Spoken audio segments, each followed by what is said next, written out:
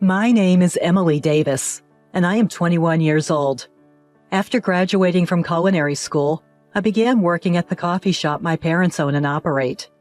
We have many regular customers, and I absolutely love this beloved spot in our town. I have tremendous respect for my parents who have run this shop for so long. Although working while studying was more challenging than I thought, I was satisfied with my fulfilling daily life. However, a call from Bob disrupted this routine. The call came out of the blue. My wife had an accident. Bob sounded unusually flustered over the phone. Although my parents and I didn't know the details of the accident, we were deeply worried about my sister-in-law. Bob asked us to look after his children while he was at the hospital, and we readily agreed. My nieces and nephew are still quite young and need a lot of attention. Before heading to the hospital, Bob brought the two children to our coffee shop. They seemed bewildered by what was happening, but I welcomed them into the shop to reassure them. We received another call from Bob 2 hours later. We breathed a sigh of relief when we learned that my sister-in-law's life was not in danger. However, she had a severe sprain in her foot and needed to rest at home for a while. So Bob asked us to continue looking after the children for a bit longer. I was torn. My parents have the coffee shop to run, and I also work there as an employee, so it would be impossible for us to do this every day. After discussing with my parents, we agreed that I would take care of my nieces and nephew for about 2 weeks. At first, I was nervous about whether I could take proper care of my nieces and nephew. However, they quickly warmed up to me, and they were well behaved without being particularly demanding, so I managed to pull through. When things got tough, as I was not accustomed to looking after children, my mother was there to support me. 2 weeks later, the need for me to look after my nieces and nephew had passed, and life returned to normal. But then, I received another call from Bob. He said, "My wife is still not feeling well. I would appreciate it if you could look after the kids when she asks for help." Honestly, I wasn't sure what to do at the time. In the end, I couldn't bear to leave my nieces and nephew unattended, so I replied, "I can do it occasionally." Sure enough, just a few days later, my sister-in-law sent me a message saying, "Could you watch the kids tomorrow?" I replied, "Okay." On the day my sister-in-law had requested my help, I went to pick up my nephews in the morning, dropped them off at kindergarten, and then brought them back home in the afternoon to take care of them. My mother occasionally dropped by to check on things. In the evening, after dinner and a bath for the kids, we waited for Bob to pick them up. When Bob arrived, I handed him the dinner my mother had brought for him and his wife. He said, "That's a lifesaver," as he took the children and went home. Honestly, I wondered if all this was necessary, and I was exhausted from the unfamiliar tasks. However, I couldn't leave Bob's family to fend for themselves. Both my mother and I did what we could. Then, a few days later, I got another message from my sister-in-law. "Could you help out with the kids again?" Just like the previous time, I went to pick up the children in the morning and headed to the kindergarten. The kindergarten teachers seemed to have remembered me, which made the drop-off process smoother. The boys waved goodbye, saying, "See you, Emily," and happily went off to kindergarten without any fuss. After that, I helped out at the cafe where my parents worked. However, it was only a short while before it was time to pick up the children again. My father pointed out the time, and I quickly left the cafe. At the kindergarten, there were already a few people waiting to pick up their children. As I waited for the boys to come out, someone called me from behind. "Emily?" I turned around in surprise to see a senior I knew from school. "Ashley?" It was an unexpected reunion. "Long time no see." She told me her child was also attending the same kindergarten as my nephews. I wanted to chat with Ashley, but it wasn't really a situation where we could stand around and talk, so we exchanged contact information and parted ways. The next day, Ashley came to the cafe during my shift. My parents, seeing the situation, told us to take our time and chat when there were fewer customers. I decided to take advantage of my parents' offer and chat with Ashley.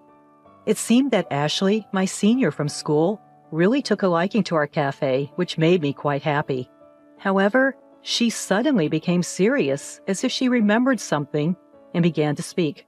"By the way, I saw your nephew's mom the other day." I blinked in surprise at the unexpected topic and just nodded in response. Really? Yeah, I didn't speak to her, but I have talked to her before, so I'm certain it was her. But there's something. Ashley seemed to struggle to find the right words, piquing my interest, so I urged her to go on. The contents of her words left me astonished. Moreover, it seemed my mom overheard Ashley's conversation, and our eyes met. After Ashley left, I asked Mom what she thought about what had been discussed. Let's keep an eye on the situation a little longer. I nodded in agreement. Then, one day, I got a sudden call from Bob. I couldn't pick up immediately, and the call ended, but noticing multiple missed calls in my call log, I quickly called him back. What the hell is going on? I was confused and asked him back. What? What happened? Bob spoke in a voice that seemed to suppress his anger. Apparently, he went home to pick up something he'd forgotten and found the kids home alone in a house that should have been empty. I was shocked at Bob's story. At the same time, a question arose. Why am I the one being yelled at? My question seemed to further ignite Bob's anger. My wife told me she asked you to take care of the kids today, and yet you left them alone, and you have the nerve to talk back to me? I was taken aback by Bob's words, but there were several things I couldn't agree with, so I retorted. Yes, your wife sent me a message, but I told her I couldn't do it today. Mom fell ill last night, and we are short-staffed. I have to work at the cafe and don't have time to look after the kids. Upon hearing my explanation, Bob went quiet. According to my wife, then asked me a question. She said every time she asked you to take care of the kids, you complained and demanded to be paid. Is this true? I couldn't help but raise my voice in the middle of the conversation. What? I've never said anything like that. I've never explicitly asked for money I've spent on the kids, and Mom should know that too. If you have doubts, why don't you ask her? When I retorted in an angry tone, Bob fell completely silent. Then he muttered, So, what was that story about the money my wife was talking about? I have no idea. You should ask your wife about it. When I stated clearly, Bob, sounding tired, said, I'll do that. Although I was hesitant to pile on with my next revelation, I couldn't stay silent after hearing the current conversation and decided to share what I'd heard from Senior Ashley. After hearing the story, Bob said in a genuinely exhausted voice, Give me some time to think, and hung up the phone. Afterwards, as I started to calm down, I became worried about Bob and decided to tell Mom what I had said to him. A while passed without any word from Bob, and during that time, my parents and I were worried. However, a few days later, another message arrived from Bob's wife. It was the same as usual. She was asking me to take care of the kids, and at first, I thought of refusing. I had been doing so much for her and the kids out of goodwill, but knowing that I had been talked about behind my back, I felt ridiculed. But Mom stopped me. She told me to contact Bob before replying to Bob's wife, and I forwarded the message to him. A few minutes later, a reply came from Bob. It seemed he had been distressed, but he seemed to have made up his mind after my message. After hearing Bob's feelings, I replied to Bob's wife, Okay, and went to pick up the kids as usual. After taking the kids to kindergarten, I contacted someone. Hanging up the phone, I braced myself. Everything was ready. When I arrived at the coffee shop, Bob was already there. Bob's face was tense, whether from nervousness or anxiety. It was the first time I saw him like this, and I hesitated about how to approach him, but then Mom went up to him and said, I'll pick up the kids, so don't worry. You need to see for yourself and focus on talking things out with your wife. Emily, I'm counting on you. Bob, looking startled by Mom's words, nodded. Then I nodded back at Mom too. Okay, I'm off. I set off for Bob's house along with him. Bob paused in front of his house, fumbling for his keys. I noticed his hands shaking, but pretended not to see. Faint voices of my sister-in-law and a few other women were audible from inside the house. Bob unlocked the door and slowly pushed it open. We stepped inside quietly, trying not to make a sound. The chatter was now clearer. So, how's your foot doing? I could hear my sister-in-law replying to the woman's question. Oh, it's fine. Almost completely healed. Oh, I knew it, I thought. The strange feeling I'd had recently seemed to be resolved. For a moment, I was distracted, but I snapped back to attention and focused on what my sister-in-law was saying. But once it's fully healed, my husband will probably find out, and I won't be able to laze around like I can now. Oh, right. Your sister-in-law and her parents are looking after the kids, aren't they? How lucky! Yeah, really lucky that Emily isn't married. I'm so grateful to have an unemployed single homebody living at home. Hearing my sister-in-law's words, I felt my body getting hot with anger. I had suspected that we might be being exploited by my sister-in-law, but I hadn't imagined she would think this way. I reached my limit, burst open the door to the living room, and stormed in. My sister-in-law looked shocked when she saw me. I glared at her and said, "Yes, I'm not married and I'm living at home, but I'm not exactly idle. I thought we were helping out because you guys were in trouble. I didn't think you would talk about it like this." But my sister-in-law seemed more interested in why I was here and how I got into the house. She looked at me and said, Why are you here? How did you get into the house?" I felt a tap on my shoulder and stepped back. When she finally noticed Bob, her eyes widened.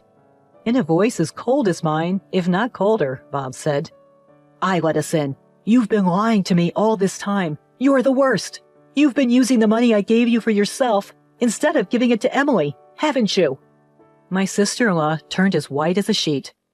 I approached my sister-in-law's friends and told them it was time to leave. Everyone left with awkward expressions on their faces. Among them, there was one person who made eye contact with me as she left. That was Senior Ashley.